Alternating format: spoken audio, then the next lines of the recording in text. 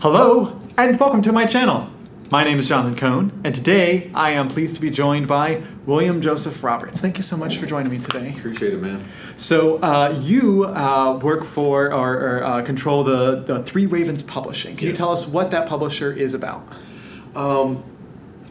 Three Ravens Publishing started out as a way for me and the two partners to publish our labors of love without giving it away to somebody else. Gave us more control. And in the process, we started helping other authors realize a dream. So we opened up and started doing anthologies. We started publishing novellas and novels, and just helping them take that step that we've learned to take. It's grown to where we've got 4 or 5 main series now. I've got a licensing contract with Steve Jackson Games. I'm working with a couple of different bands. Revolution X, they've licensed some of their songs for the Trailer Park series and the Car Wars series. Glenn Dover from he's Megadeth, King Diamond. He's one of the lead guitarists. He's wrote tracks for me. And I put that into our advertising videos and things like that as a backing track. The networking has been leaps and bounds one of the main things I've been good at. And it's amazing at how much can happen when you ask a question. Because a question never asked is always no. Right. So just going up, talking to people, treating them like a person and not fawning over them and going fanboy, fangirl, whatever. It's an entirely different thing. I've sat and had conversations with Kevin J. Anderson so many times. I buy him a beer every time I see him. Right. And one of those rules of thumb that I tell baby authors, if there's somebody you want to talk to and pick their brain to learn from them, buy them a beer, buy them a meal. And you have just bought the time it takes them to drink that drink or eat that meal to discuss whatever you want to discuss with them. And it's a way for you to learn. They're getting a little ingratiation, but it goes a long way, and you're not doing the oh my god, because they go into defense mode. Their shields go up. It's a totally different person in conversation when you do that. And that's really been the strong suit of building Three Ravens. Has been me talking to people, networking. Jonathan Mayberry at Superstars my first year. I walked up with the cover of Trailer Park 1 in my hand. It's like, I need an anchor author for Trailer Park 2. And I just held it out, and it was like Bubba Joe from the Trailer Park, and it was kind of that Star Wars stance with Leia and Luke. But it's Bubba Joe with the belly shirt going on. He's got a chain sword in his hand, like a chainsaw sword, and got the redneck diva princess clinging to his leg like Leia. And he just looked at that. It's like, oh yeah, let's do this. And Trailer Park 2, I ended up getting him as my anchor author for it, and he was all over it. He loved it. But yeah, just talking to people is so empowering, man. But you got to get past that. I can't think of the word. Just the hang-ups of being able to talk to somebody, especially when they're up on that upper echelon. And part of my author path was learning that the hard way. A good buddy of mine, Taylor Anderson, he wrote the Destroyer Men series. Great guy, great series. If you're into historical fiction and alt history, beautiful series. But we've been friends for 12, 15 years, something like that.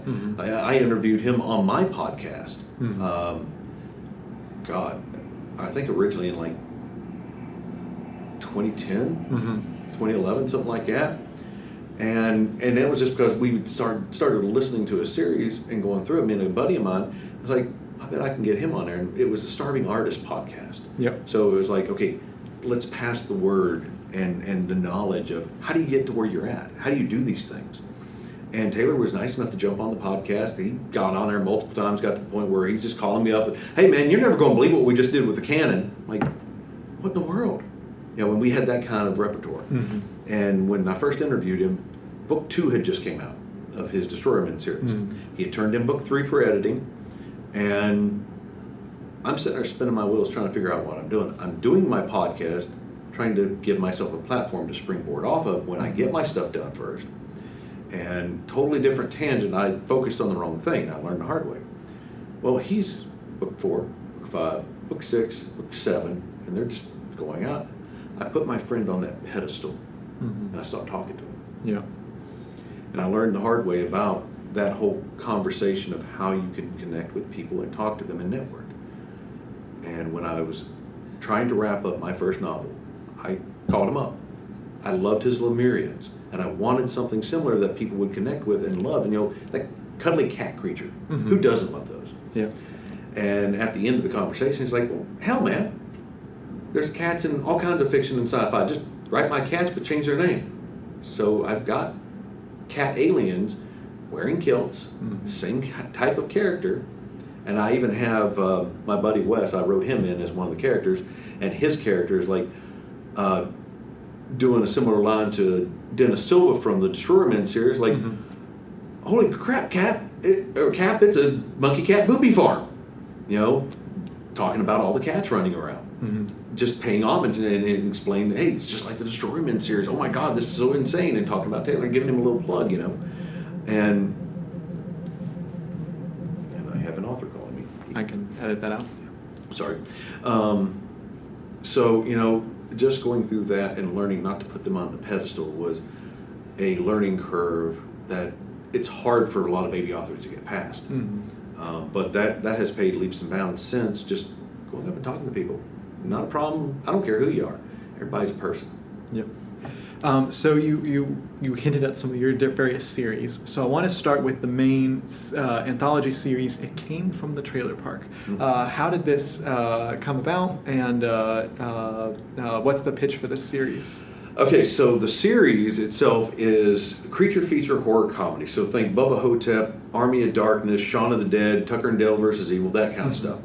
I loved the old creature feature movie flicks, but I also love the redneck aspect. And it's a niche genre. Yeah, I'm a hillbilly. I grew up in southern West Virginia. That's where the nickname comes from. Oh yeah. Well, actually, I got my call sign of hillbilly day 3 of boot camp when I opened my mouth and surprised the TI, and that's a whole other story. I mean, we're in that day 3 where we've already got all our gear. She's trying to show us how to fold our clothes to go into our drawers. Yeah. And you got to fold them perfectly, just a specific way to get everything to fit. And she had everybody sitting on the floor in the day room, Indian style. And she grabbed a couple Bibles off the shelf over here, propped up this old school metal desk, and tilted it so we could see. I just stood up, no reporting statement, anything, because usually you're, ma'am, Airman so-and-so reports is ordered, whatever, you have to give the reporting statement before you ask anything, and you have to wait for them to give you permission. I just stood up, a hand up, like, ma'am, take the Bibles out and put it back on the shelf. I'll hold that for you so you can show everybody. That's not a problem. And she just did that head tilt like, are you stupid? And she's like, does that offend you, Airman? It's like, no, ma'am, it's just disrespectful. And she just kept looking at me with that, are you stupid look? So she gets done showing us, had everybody stand up, come around the desk and all that. And we all go back to our bunks and we start folding our stuff. Airman Hillbilly, front and center. And that's when I became the dorm chief for the flight.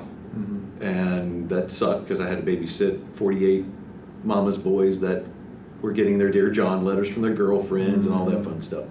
But yes, I grew up in southern West Virginia. And the way that the trailer park came about, I was honestly just doing dishes.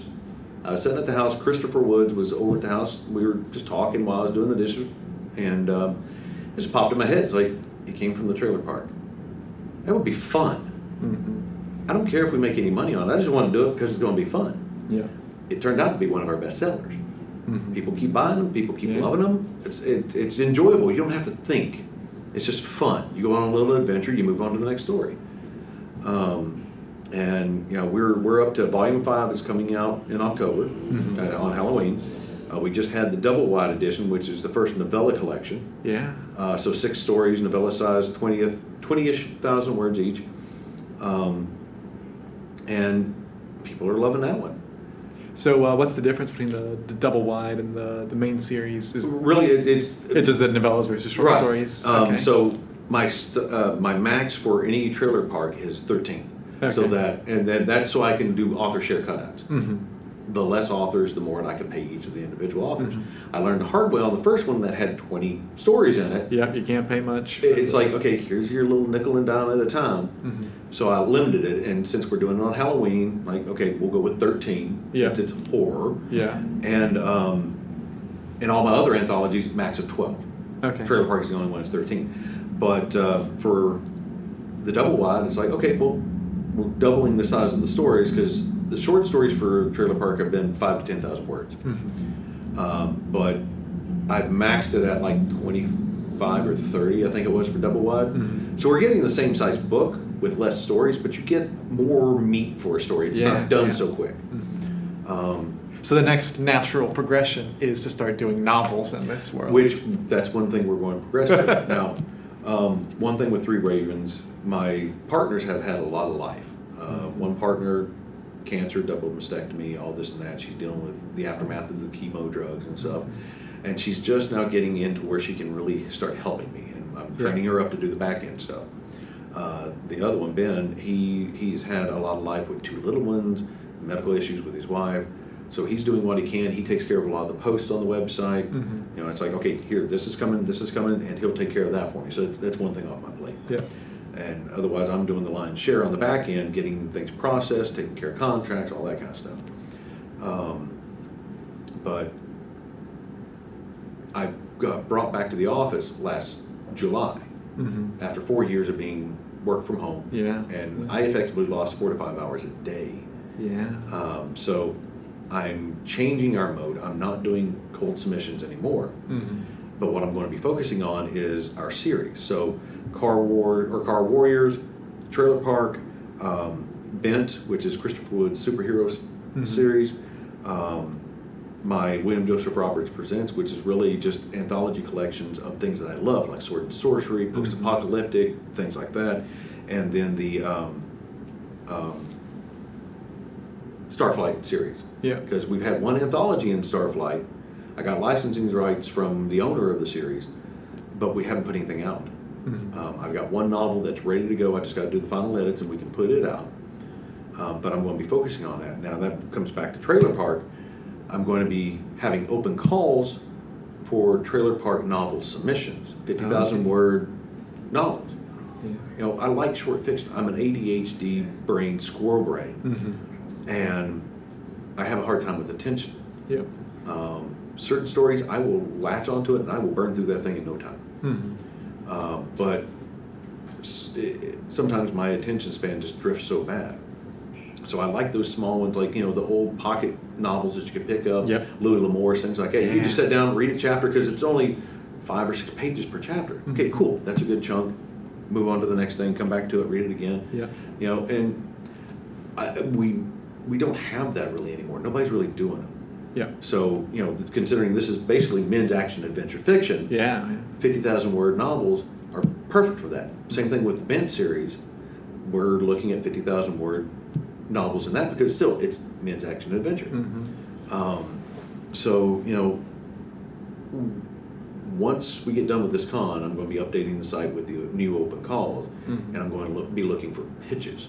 Yeah. I don't want nobody to waste words and write a whole novel that I'm not going to like. Right. I mean, like with Car Warriors, Steve Jackson gets yay or nay on all of them. Mm-hmm. So we go through the process of they submit the pitch. If I approve the pitch, I'll send it to Steve. He'll greenlight it, and then we can get him into the process of writing the novel, or trilogy, or whatever the arc is going to be.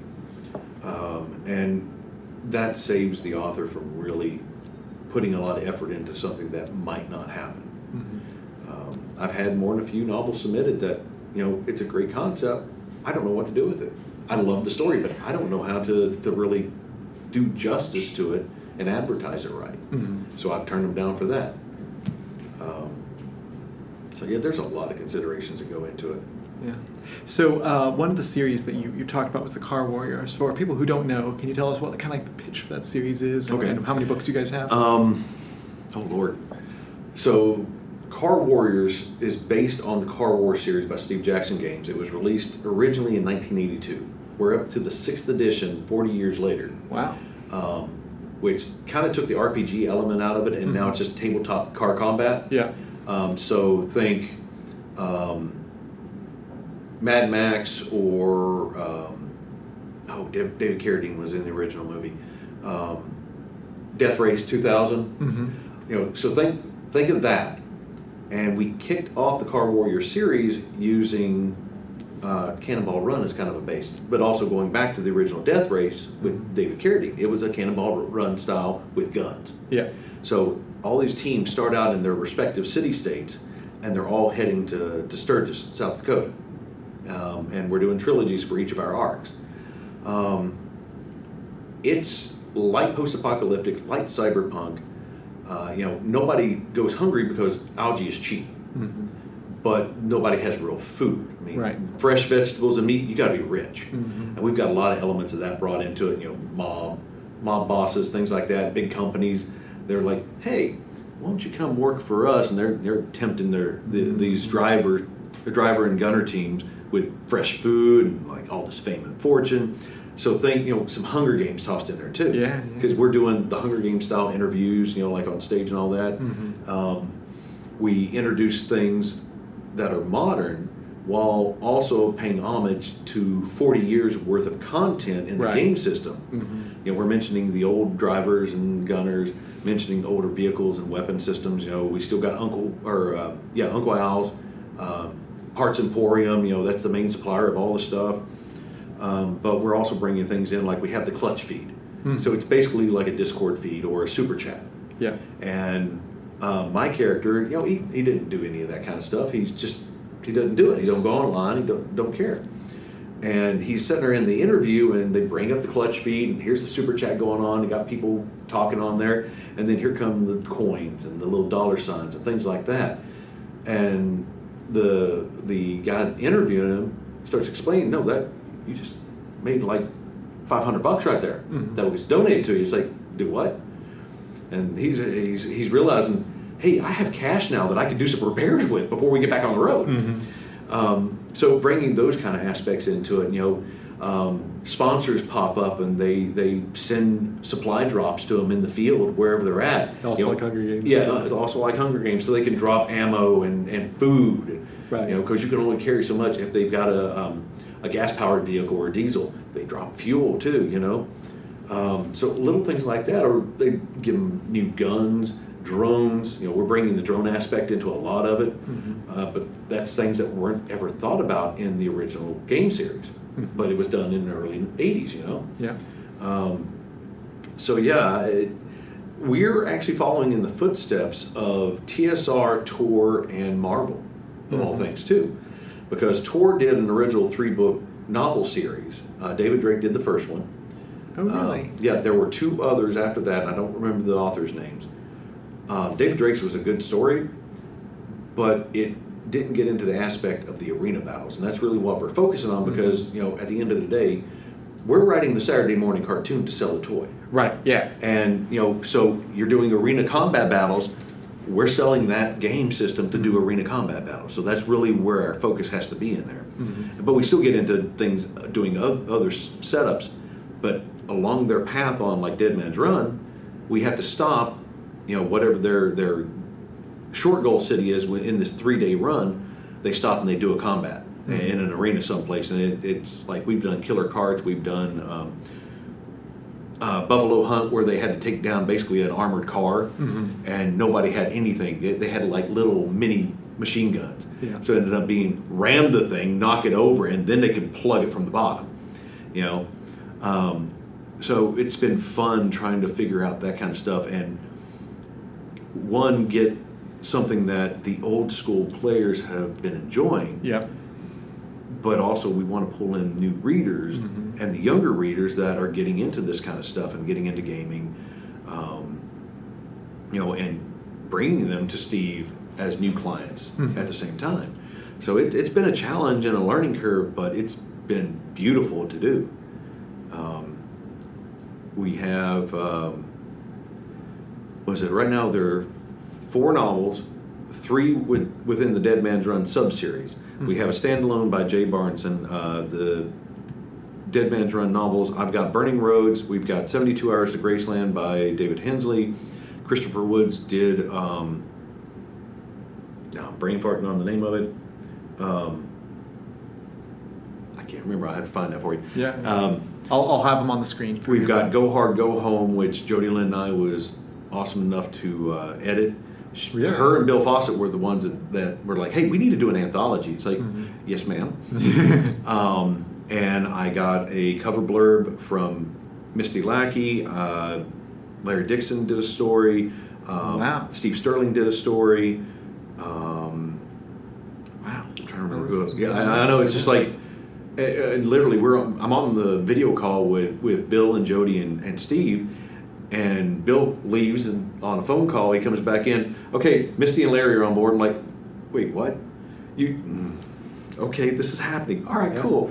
But again, that's that networking thing, man. And it's so weird how things happen once people get to know you.